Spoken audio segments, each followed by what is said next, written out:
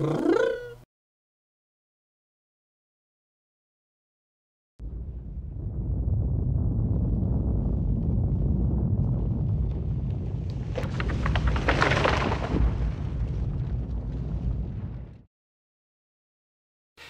everyone, and welcome to Under the Rock, where old games feel like new! And you know, in these troubling economic times, poor little gamers like me gotta really start spending their money a little bit better. So, what do I do to save cash? Only play one game series. And since we already did Dawn of War and Winter Assault, let's continue on with the next expansion, making today's review gonna be of Dark Crusade. The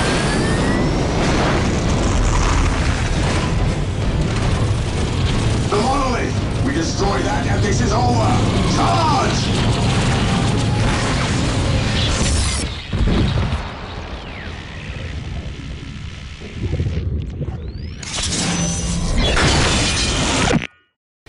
I have to say, when I heard that this game was out and I actually went out and did some research on it, i.e. I read the back of the box, I really wasn't interested in this game at all. I was like, about it. I figured it was just the same game with a fresh coat of paint and maybe some sort of little story mode, so I wasn't really interested.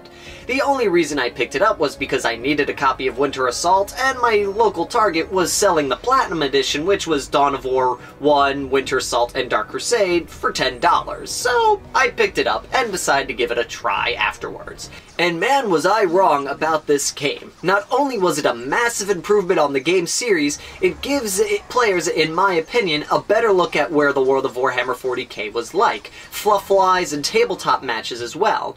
Interesting enough, the game is called an expansion pack, but you don't need Dawn of War to play it. It's a standalone game on its own. This game takes place on the planet of Cronus, which was taken over by the Tau Empire, but the planet in reality is a Necron 2 world, and the slumbering machines have awakened and want their planet back. You play as one of 7 races: Imperial Guard, Space Marine, Eldar, Tau, Chaos, Orcs, or Necrons, each having their own unique story mode. Some races' stories are tied together slightly, and even some make ties in their story modes to the last 2 games. But as a whole, the game, no matter what race you play, is to have global domination.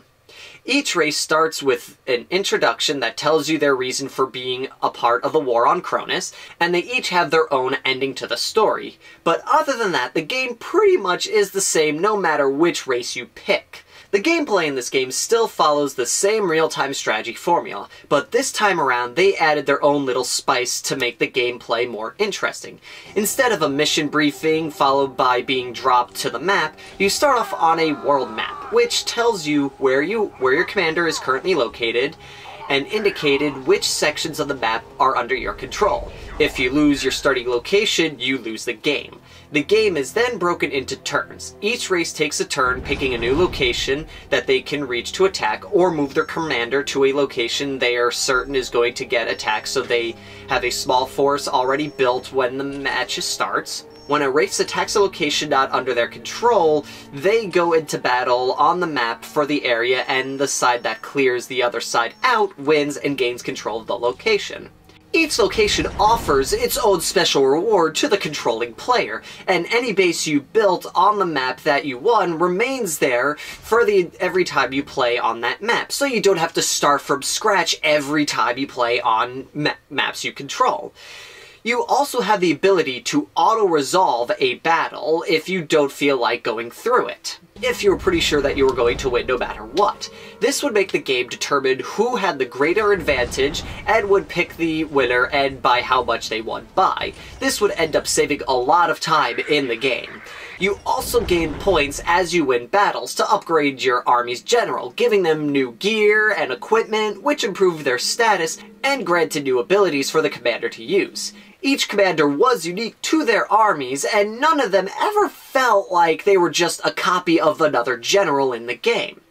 This was a really fun idea in my opinion. This gave me more of a feel of the Warhammer 40k universe was like, and it also offered a lot of hours to play the game. One race playthrough took me almost 8 hours to do. The game AI was pretty good and led to some interesting and challenging battles, and the races were still very well balanced, though some felt that the Necrons were a bit more overpowered, and at times I do agree.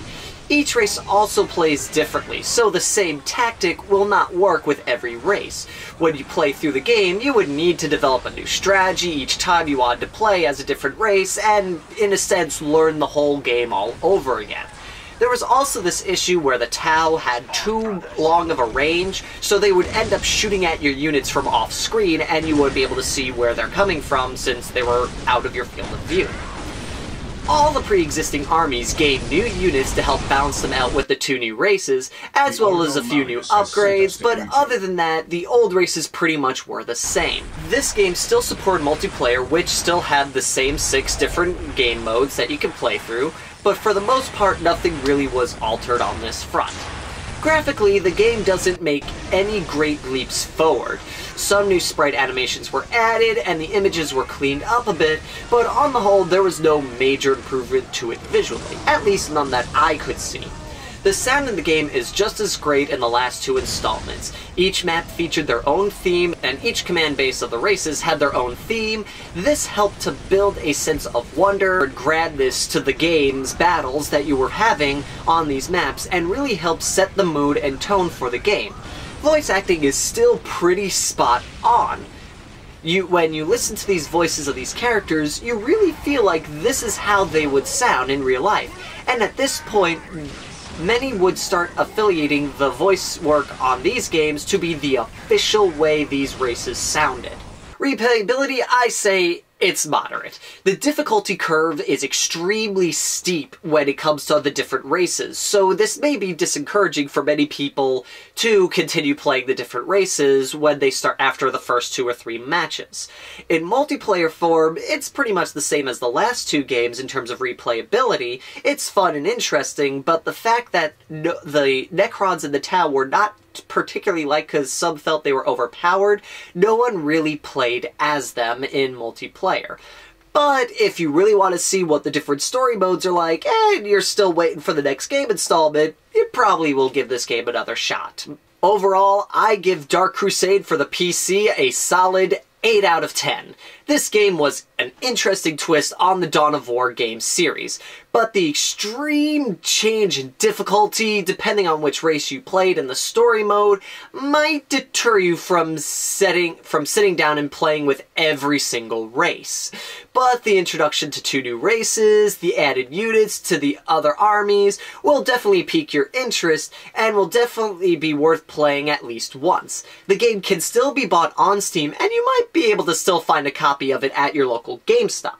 Thank you all for watching, and I'll see you next time under the rock.